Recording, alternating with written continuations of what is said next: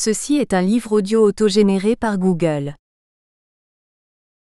Couverture. 4e de couverture. Acteur de la science. Fondé par Richard Moreau, professeur honoraire à l'Université de Paris 12, dirigé par Claude Brzezinski et Roger Tessou. La collection Acteurs de la science est consacrée à des études sur les acteurs de l'épopée scientifique moderne, à des inédits et à des réimpressions de mémoires scientifiques anciens, à des textes consacrés en leur temps à de grands savants par leurs pairs, à des évaluations sur les découvertes les plus marquantes et la pratique de la science. Dernière parution.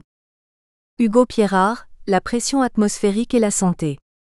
Une histoire de bulle, 2021. Guillaume Ray, Les stations en primatologie. Étude des cas de Makokou et Pimpon, 1962 à 1989, 2021. Michel Pinault, Noël Bernard, 1874 à 1911. Du maître des orchidées au pionnier de la symbiose végétale, 2021.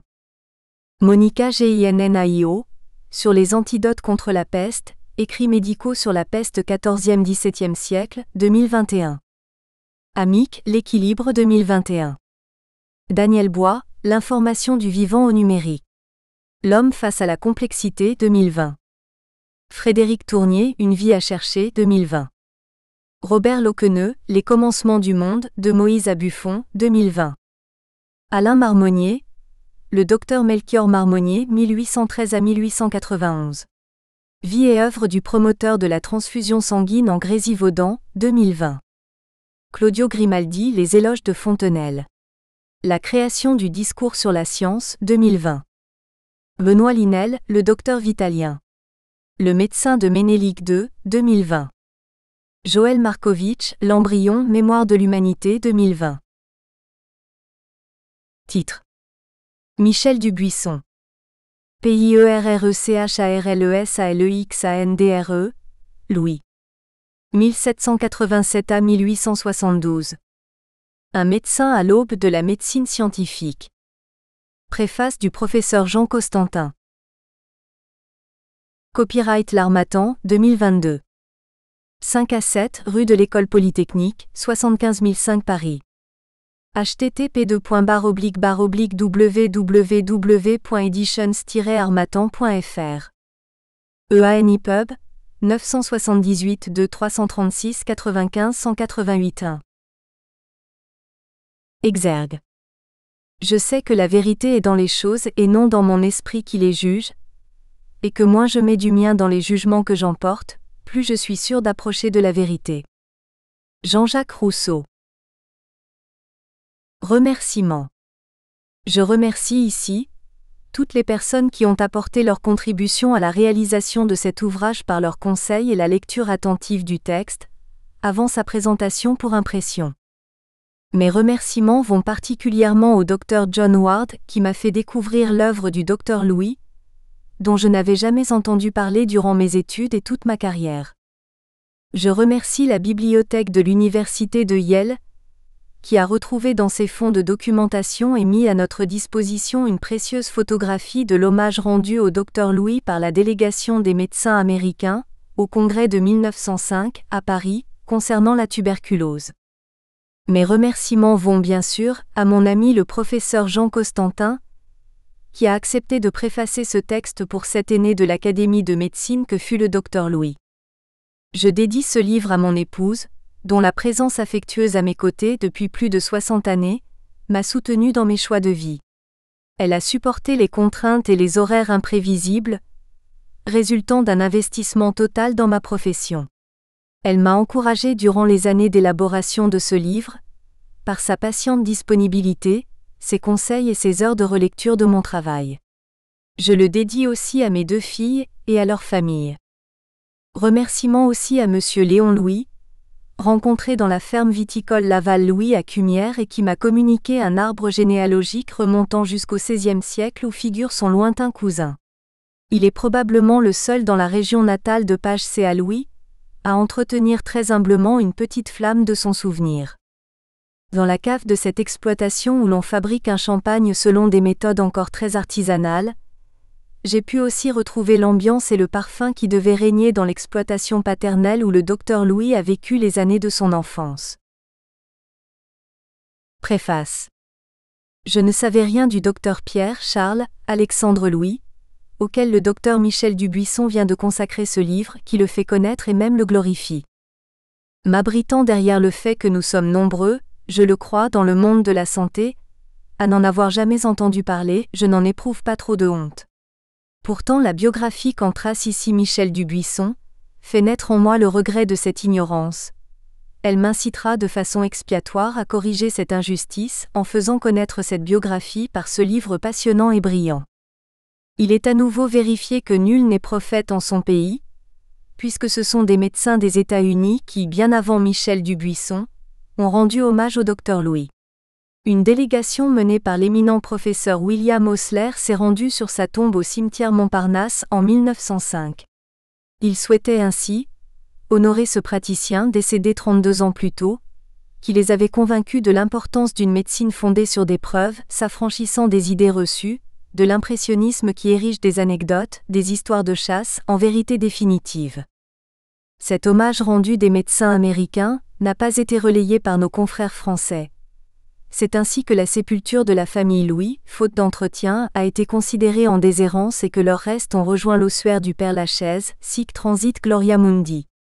Cette biographie témoigne de cette coupable indifférence. La toute première question que je me suis posée à la lecture de ce livre concerne les raisons de l'intérêt que porte Michel Dubuisson à un praticien dont la carrière professionnelle s'est déroulée il y a 150 ans, alors que je ne le connaissais pas comme un spécialiste de l'histoire de la médecine. Ma lecture progressant, j'ai entrevu plusieurs éléments de réponse. Michel Dubuisson, médecin interniste avec une nette prévalence pour l'endocrinologie, a été tout au long de sa carrière exemplaire, très attentif aux progrès scientifiques ainsi qu'à la rigueur des raisonnements. De plus, par plusieurs traits de caractère il aurait pu, lui qui manifestait à ses patients une réelle empathie, s'identifier au docteur Louis, lequel déplorait l'insuffisance de ce sentiment chez certains maîtres de son époque. Sa narration, très vivante, le fait parler en son nom. Il a pu aussi être sensible au fait que Pierre Louis, membre de l'Académie de médecine, pressenti pour la présider, y avait renoncé pour ne pas avoir à prêter un serment d'allégeance à Napoléon III. Je retrouve la modestie de l'auteur et sa grande liberté d'esprit. Plus importante que cette psychanalyse à 3 sous, la personnalité, la vie et l'œuvre de Pierre Louis expliquent largement l'admiration que lui porte l'auteur. Le docteur Louis a vécu une période troublée de notre nation. D'abord la Révolution qui a supprimé les écoles de médecine, qu'heureusement l'Empire a restauré, puis le régime impérial qui, par ses guerres nombreuses et très meurtrières, accéda à une grandeur tout éphémère. Ensuite ce fut la restauration de la monarchie, puis la République et enfin le Second Empire que la bataille de Sedan effondra. Dans ce tumulte et dans l'adversité familiale, Pierre Louis eut une jeunesse studieuse, rangée, délaissant les plaisirs superficiels, les activités lucratives, menant une vie quasi monastique mise au service de ses recherches. Il fut très attentif aux progrès médicaux qui, nombreux en cette période, amorcèrent la transformation de l'art médical en une science qui s'enrichira bientôt des apports de la physiologie. Entre sa Champagne natale, où son père décédé très précocement était vigneron, et Paris qui fut son principal port d'attache, il fit plusieurs séjours à l'étranger, en Pologne, en Russie à Saint-Pétersbourg, en Ukraine à Odessa, à Gibraltar enfin où il étudia la transmission de la fièvre jaune sans parvenir encore à décrypter le mystère de sa transmission. Ses recherches portèrent entre autres sur le croup, diphtérie, la fièvre jaune, le choléra, la phtisie et la typhoïde. Il contribua à la mise en cause de la saignée pratiquée, alors, avec une grande fréquence et une grande prodigalité. Il a, d'une façon très précoce, diffusé les recommandations éthiques de son ami anglais Marshall Hall sur l'utilisation des animaux pour les expérimentations médicales, que ne démentent pas, instaurés depuis une vingtaine d'années, les comités d'éthique actuels pour l'expérimentation animale. Les médecins de cette génération virent s'imposer l'auscultation immédiate, l'oreille collée à l'aplomb des poumons ou du cœur, puis immédiate avec l'avènement du stéthoscope. Ils virent s'imposer également la percussion thoracique, appréciant par le son émis la densité de l'organe sous-jacent. L'apport majeur de Louis à la science médicale résida dans la constitution de fiches individuelles de ses patients, ancêtre du dossier patient devenu si banal, permettant d'analyser des séries. Ce ne fut pas d'emblée évident, et cela lui valut d'essuyer les lazzi de plusieurs confrères véhéments. C'était pourtant le point de départ de cohortes, d'analyse de séries, les débuts de la médecine par l'épreuve. Leur banalité actuelle fait oublier leurs précurseurs et les combats qu'il leur a fallu mener pour les faire accepter. Ainsi Louis a dû croiser le fer avec des personnalités comme le très éminent Broussais. Il a fustigé les arguments assénés sans preuve par d'éminents maîtres, tout comme il a déploré le manque d'empathie de certains praticiens pour leurs patients. Par sa méthode numérique, Louis a posé les bases de la statistique appliquée au raisonnement médical et à l'évaluation des thérapeutiques, ouvrant la voie à l'épidémiologie et à la rigueur d'une médecine fondée sur les preuves, Evidence-Based Medicine, maintenant enseignée dans toutes les facultés de médecine. Il fut à l'origine de la Société médicale d'observation, qu'il présida. Son credo s'exprimait ainsi : nous devons fonder notre savoir médical sur des faits confirmés par de larges études, afin de s'élever avec sécurité de faits ponctuels à des faits généraux. Cette biographie vivante et riche d'informations, exprimée en des termes qui la rendent accessible à un large public non médical, est une plongée au travers de la vie d'un éminent praticien, dans le bouillonnement de la période 1810 à 1870, marquée par diverses infections aux pronostics souvent redoutables, que notre médecine moderne a su dominer. Plusieurs sentiments en émanent, notamment celui de la fragilité des souvenirs, puisque ceux-ci ont collectivement disparu concernant la belle personnalité et l'œuvre du Dr Louis. Une sensation va croissant, l'état du monde actuel est perçu comme résultant d'un avènement extemporané, de génération spontanée, comme si ces florilèges devaient peu au passé. L'histoire des sciences n'est pas enseignée, elle est court-circuitée pour arriver directement à l'état présent des connaissances. Elle prive l'étudiant des cheminements de la pensée, de l'évolution des méthodologies, de l'interprétation des données, de la connaissance de ceux à qui sont dues ces avancées et même de leur seul nom.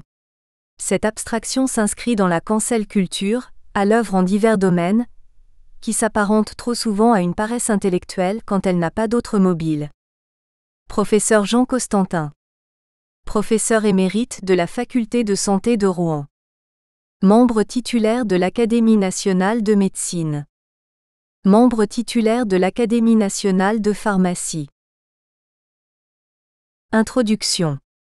En ce mois d'automne 1905, la délégation des pneumologues américains assistant à Paris au Congrès international sur la tuberculose, rassemblée pour le déjeuner, décide sur une proposition de son membre le plus éminent, le professeur William Osler, de se rendre en pèlerinage sur la tombe du docteur Pierre Charles Alexandre Louis. Il a été le mentor, plus d'un demi-siècle auparavant, de tant de jeunes médecins qui, rentrés aux États-Unis, ont transmis son enseignement et influé sur la pratique médicale de leur pays que cet hommage leur semble s'imposer. Mais à leur surprise, aucun de leurs collègues français n'est en mesure de les informer sur le lieu de sa sépulture et il leur faudra faire quelques recherches avant de se retrouver au cimetière Montparnasse, devant le mausolée où repose le docteur Louis, son épouse Zoé et leur fils, décédé à 17 ans, de cette tuberculose qu'ils cherchent encore vainement à combattre efficacement. Alors qu'ils déambulent entre les tombes, les voilà surpris par un orage. Il leur faut s'entasser momentanément dans la loge exiguë du gardien, sous l'œil suspicieux de quelques gendarmes qui les scrutent à travers la fenêtre. Enfin les y voici, une vingtaine d'éminents médecins vêtus de sombres chapeaux à la main, rassemblés autour du professeur Osler devant le monument funéraire familial. C'est une imposante construction de pierre surmontée d'un pinacle suggérant un temple antique. Dans la même allée se trouvent alignés des dizaines d'édifices, différents par quelques détails et selon l'opulence des familles, mais tous surmontés d'une croix. Une fenêtre grillagée laisse voir à l'intérieur une simple dalle de marbre blanc portant le nom du fils bien-aimé. Après avoir déposé une couronne de feuilles d'automne, William Osler prononce l'éloge du docteur Louis. Il rappelle sa contribution à l'élaboration d'une médecine scientifique, à une époque où dominaient encore depuis des siècles des théories et des pratiques purement spéculatives, héritées du passé. C'est grâce à son enseignement, transmis outre-Atlantique par ses disciples, étudiants américains, que s'est créée une jeune école américaine de médecine clinique, innovante et scientifique, débarrassée des théories purement spéculatives d'autrefois. Après cette démarche rituelle et de piété filiale, en souvenir aussi de leurs maîtres américains qui furent des élèves de Louis, la délégation regagne les séances du Congrès. Osler effectuera de nouveau cette démarche 3 années plus tard, lors d'un nouveau séjour à Paris. À son exemple, des médecins américains ou britanniques vont parfois renouveler ce pèlerinage lors de leur passage en France. Mais le temps émousse la mémoire plus vite que la pierre, surtout lorsqu'elle n'est plus cultivée par des adeptes locaux. C'est ainsi que voici quelques années, un ami, le Dr John Ward, historien biographe de l'œuvre du Dr Osler, souhaitant renouveler ce même geste, qu'il avait déjà accompli 30 ans auparavant, a cherché en vain le mausolée de la famille Louis. Sur son insistance opiniâtre, il a pu faire ouvrir les registres et a appris que ce monument funéraire, considéré comme en déshérence, avait été détruit et les ossements familiaux transférés au cimetière du Père-Lachaise où il repose, confondu avec d'autres, dans l'anonymat. Désolé et quelque peu scandalisé, cet ami m'a fait part de sa déception qui s'est encore accrue lorsque je lui ai avoué que, comme la majorité de mes collègues médecins français, j'étais ignorant de l'œuvre et même du nom du Dr Louis. Toutefois, ma curiosité éveillée, j'ai commencé quelques recherches et au fil du temps mon respect pour l'homme et son œuvre n'ont fait que croître. Heureusement, il nous reste, de ses travaux, des textes encore riches d'actualité et de sa vie, des bribes d'informations certes ténues, mais que je me suis cru autorisé à retracer en les replaçant dans le climat agité de son époque. J'espère être fidèle à ce qu'il fut, même si je me suis autorisé à imaginer parfois un contexte que ne disent pas les écrits qui nous restent encore, ceci afin d'en faire ce récit qui n'est ni l'œuvre d'un biographe ni une totale fiction. Une enfance et une adolescence austères. C'est à Haï que j'ai vu le jour, le 14 avril 1787. Mon père Jean-Baptiste Louis était propriétaire, viticulteur et négociant, dans le territoire de Champagne à quelques lieues de Reims et d'Épernay. Ma mère, Marie-Charlotte Néhémar, âgée de 24 ans à ma naissance, est issue d'une famille de notaires comme l'est encore son père, notaire royal à Haï. Elle est déjà mère d'une petite fille, Marie-Louise Philippine Anastasie, mon aînée de 17 mois. Haï est à cette époque une bourgade importante comptant 632 feux ou foyers installés. Ma famille y fait partie de la bourgeoisie terrienne, vivant assez confortablement. Pas autant, certes, que ces familles nobles ou de grande bourgeoisie qui possèdent d'immenses propriétés et vivent la plupart du temps à Reims ou Paris. Exemptées d'impôts, de par leur haute position sociale, ces familles privilégiées ne connaissent pas la crainte des années de mauvais rendement du vignoble ou des terres consécutives aux aléas du climat. Tout autour vit aussi une population nombreuse, démunie et pauvrement logée, en majeure partie d'ouvriers agricoles. De la période pourtant fort troublée des premières années de ma vie, je n'ai gardé que quelques images. Ce fut l'époque mouvementée de la chute de la royauté. Pendant ces années tumultueuses, la ville d'Haï a sagement manifesté son appui sans réserve à la Révolution, dans les messages transmis à Paris. Mais elle a su se garder des manifestations d'extrême violence. Il n'y a eu à Haï ni château incendié, ni guillotine. Il faut dire que depuis le Moyen-Âge, la ville bénéficiait déjà d'une certaine autonomie qui l'avait préparée au choc de cette période. En effet, 5 siècles auparavant, en l'an 1312, lors de son parcours du royaume de France, Louis X nous a accordé une charte confirmée plus tard par Henri IV. Elle nous donnait droit à une administration autonome, avec un maire et 2 échevins. C'était un début de démocratie avec une élection, chaque année, par les habitants. Toutefois, les nobles et le clergé n'y participent pas. Cette habitude de gérer nos propres affaires nous a préparés aux changements apportés par la Révolution, et a permis d'éviter bien des excès. Malgré cela, la tranquillité des habitants n'est pas totale. Les récoltes des dernières années ont été mauvaises, suite au grand froid de plusieurs hivers consécutifs et à de fréquents orages qui ont dévasté les cultures. Sans compter les troupes de passage, en marche vers l'Est, qui réquisitionnent vivres et chevaux. Même les semences conservées en vue des prochaines récoltes sont pillées, laissant les agriculteurs dans l'impossibilité de cultiver certains de leurs champs. Le manque de nourriture dans les campagnes et les bourgs suscite des émeutes. Régulièrement, des rumeurs se répandent concernant des bandes affamées qui pillent tout sur leur passage. C'est la période de la grande peur dans les campagnes. La ville a donc jugé plus sûre de se barricader. Mon père, Jean-Baptiste, se doit de participer à la milice bourgeoise qui devient bientôt la garde civique. Un matin d'automne, en fin septembre 1792, il rentre épuisé et fiévreux, suite à une longue garde de sûreté nocturne et il lui faut s'alité. Tourmenté par une toux incessante, le souffle court, il va lutter pendant plusieurs jours, mais ni les saignées répétées ni le passage du prêtre et ses prières ne peuvent empêcher son décès. Je me souviens qu'un grand silence s'est alors abattu sur la maison, alternant avec le murmure des prières des proches et des voisins. Outre le chagrin de la mort de son jeune époux, la charge est lourde pour Marie-Charlotte, ma mère. En 9 ans, entre 1884 et 1893, elle a eu 6 grossesses et 7 enfants dont 2 jumeaux. Ce fut d'abord ma sœur aînée Marie-Louise Anastasie, née 2 ans avant moi.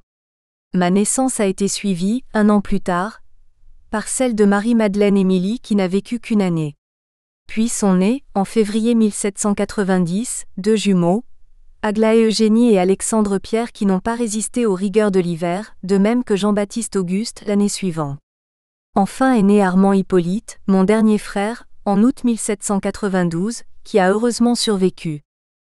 Si l'on songe que dans les 4 ans qui ont suivi ma naissance, ma mère, âgée de moins de 30 ans, a vu mourir les 4 enfants qu'elle a portés, on peut comprendre que je n'ai eu dans ma petite enfance que le minimum d'attention et de tendresse d'une mère toujours fatiguée, triste et inquiète des tout-petits. Pendant quelque temps, une tante, Marie-Louis, a pu la soulager, en prenant en charge les soins des 2 aînés. Mais cela n'a pu durer car ayant été antérieurement gouvernante des enfants du comte de Saint-Priest, ministre de Louis XVI, elle ne s'est plus sentie en sécurité lorsque les mesures révolutionnaires se sont faites plus menaçantes. Sollicitée de rejoindre en Suède la famille du comte qui avait émigré, elle nous a laissés seuls, livrés à nous-mêmes. Si au moins, pour sortir de mon isolement, j'avais été autorisée à courir dans les rues, comme ces gamins du quartier que je voyais s'amuser en bande et rejouer tous les jours la prise de la Bastille sur les restes des anciennes fortifications de la ville. Mais cela n'était pas permis au petit-fils du notaire. Avec le temps, je n'ai pratiquement plus conservé de souvenirs de mon père et ne connaîtrai jamais une présence paternelle à mes côtés. Lors de son décès, nous ne sommes que 3 frères et sœurs en vie. C'est encore une lourde charge car nous sommes bien jeunes. L'aîné a 8 ans, j'en ai 6 et le plus jeune n'a que 2 mois. Grâce à l'énergie de notre mère et à son autorité, la vie a pourtant peu à peu repris son cours. Mais malgré l'aide de ses frères et sœurs, il lui est bien difficile de mener à la fois le domaine et la maison. À cette époque, une femme de 30 ans, restée seule avec charge de jeunes enfants et d'une exploitation, est bien souvent amenée à se remarier. 18 mois après son veuvage, ma mère a donc épousé Jean-Baptiste Étienne Chopin, un négociant de Reims. De mon beau-père, je n'aurai que peu de souvenirs ayant très tôt vécu hors du milieu familial et d'autant plus que de cette seconde union, naissent 4 demi-frères et sœurs durant les 6 années suivantes. C'est seulement à l'âge de 9 ans que je suis confiée à l'enseignement d'un vieux moine bénédictin chassé par les révolutionnaires de l'abbaye de Haut-Villers, son monastère. Il a repris l'enseignement de quelques garçons à Haï. Voilà enfin quelqu'un qui se préoccupe de moi. N'ayant pratiquement rien appris jusqu'alors, j'accepte volontiers la discipline de l'étude et je progresse rapidement. Avec patience mais fermeté, ce maître m'inculque à partir de l'âge de 9 ans tout le bagage nécessaire à mon entrée en institution, à Paris. Outre l'enseignement de la religion, du français, des mathématiques, il me fait acquérir des rudiments de grec et surtout de latin, indispensables pour être admis dans un collège privé de Paris. Admis pensionnaire, je n'en sors alors, pour rejoindre ma famille, qu'à l'occasion des périodes de vacances. C'est probablement cette enfance, certes privilégiée mais sévère, de fils aîné, manquant de manifestations de tendresse maternelle, qui a déterminé ensuite, pour une grande part, mon caractère et le cours de ma vie. J'ai souffert aussi d'un certain isolement par rapport à mon frère et ma sœur, ainsi que des enfants du remariage de ma mère. Nanti de mon diplôme de fin d'études secondaires, il me faut ensuite choisir une profession. La tradition familiale est d'orienter l'aîné des garçons vers le notariat.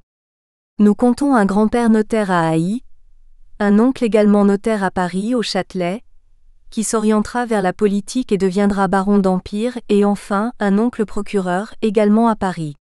L'incitation de la famille est forte pour que je m'engage sur cette voie, avec l'espoir de me voir reprendre un jour la charge notariale d'un membre de la famille. J'y cède, acceptant d'être placé comme clerc dans une étude d'avoué de la rue Mazarine à Paris. J'ai alors tout juste 19 ans. Très vite, je prends conscience de mon absence de goût pour cette profession et après une année, je rentre au domicile familial. Par contre, je ressens un vif attrait pour la carrière médicale. Est-ce le souvenir de la maladie et du décès de mon père, ainsi que le désir de me rendre utile aux autres? Devant mon insistance, ma mère accepte de m'adresser au docteur Noël, chirurgien réputé de Reims et connu de la famille. Il est convenu que je demeurerai à son domicile et le suivrai dans ses visites à l'hôpital pendant 1 an. J'ai alors juste 20 ans. Études de médecine. À Reims. Auprès du docteur Noël. L'influence du premier maître dans une profession laisse une empreinte qui persiste tout au long de la vie.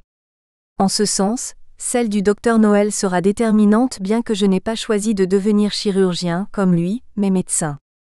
Ce fut souvent l'objet de nos conversations, et ayant compris mon inclination, je sais qu'il a finalement approuvé mon orientation.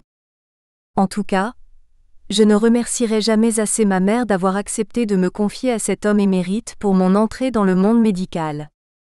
À l'époque, cette prise en charge représente une dépense que je lui sais gré d'avoir assumée, dans la situation où elle se trouvait. Il faut en effet payer pour la pension et pour les frais d'apprentissage. Comment ne pas être impressionné et admiratif du parcours qu'a effectué le docteur Noël, avant de se retrouver chirurgien-chef à l'Hôtel-Dieu de Reims. Certes, cette rude époque qu'il a traversée était propice à l'émergence de carrières exceptionnelles pour des hommes de valeur. Né en 1746, il vient d'obtenir son brevet de chirurgien-major des colonies lorsqu'il part sous le commandement de Lafayette, se ranger sous les drapeaux de Washington à 30 ans. Comme nombre de jeunes Français, il adhère aux idées de liberté prêchées par Benjamin Franklin, alors ambassadeur à Paris. D'abord versé dans les troupes terrestres puis à bord du vaisseau de guerre, le Boston, il participe au combat de libération des États-Unis. Rentré en France, à l'aube de la Révolution qu'il approuve, il est chirurgien en chef dans l'armée du Nord. Nommé ensuite inspecteur de santé pendant la Terreur, il est envoyé dans l'ouest de la France. Il y est horrifié par la cruauté de Carrier qui a fait noyer dans la Loire, à Nantes, enfermé dans des pontons, plusieurs milliers d'opposants royalistes, émigrés, prêtres réfractaires ou de simples civils, dont des femmes, des vieillards et des enfants. Humaniste avant tout, même en ce temps d'impérieuse rigueur, il dénonce la cruauté de ces massacres à la Convention et se trouve en grand danger d'être lui-même arrêté et exécuté comme factieux, antirévolutionnaire. De retour à Reims après la chute de la Convention et nommé chirurgien-chef à l'Hôtel-Dieu, il se dépense sans compter auprès des blessés. Plus tard, lors de la désastreuse campagne de France, le baron Larrey, célèbre chirurgien de Napoléon, admira son dévouement, y compris auprès des blessés de l'armée ennemie.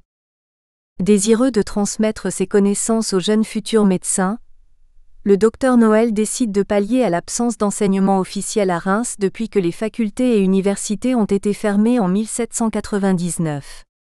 Pour ce faire, il achète le terrain de l'ancien cimetière de Saint-Pierre-le-Vieil à Reims. Il y crée un jardin botanique et, dans l'ancienne chapelle transformée en amphithéâtre, il donne chaque jour, matin et soir, une leçon de médecine et de chirurgie aux jeunes étudiants qui fréquentent l'hôpital. C'est là que j'acquiers les premiers rudiments de ce qui deviendra mon métier, et notamment quelques gestes. Nous espérons que vous avez apprécié cet aperçu. Pour continuer à écouter ce livre audio sur Google Play Livres, utilisez le lien dans la description de la vidéo.